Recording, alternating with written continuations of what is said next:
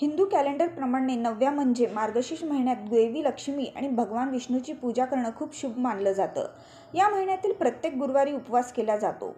यासोबतच ऐश्वर्य आणि समृद्धीची देवी महालक्ष्मीची पूजा केली जाते. मार्गशीर्ष महिन्यातील गुरुवारचे व्रत महाराष्ट्राच्या अनेक भागात पाळलं जातं. धार्मिक मान्यतेनुसार या व्रताचं पालन केल्याने भक्तांना लक्ष्मी देवीची कृपा यासोबतच ऐश्वर्य, यश आणि समृद्धी प्राप्त होते. तसेच जीवनातील सर्व समस्या दूर होऊन जीवन संपत्ती आणि समृद्धीनं सुखी होतं. प्राचीन धार्मिक ग्रंथानुसार मार्गशीर्ष महिन्याला धार्मिक कार्यासाठी विशेष महत्त्व दिलं जातं. त्यामुळे हा महिना शुभ मानला जातो. या महिन्यापासून सतयुग सुरू झाल्याचं सांगितलं जातं. त्यामुळे या महिन्यात पूजेसारखे शुभ कार्य अनेक फलदायी ठरतात. मार्गशीर्ष गुरुवारचा व्रत सूर्योदयापासून सूर्यास्तापर्यंत पाळला जातो.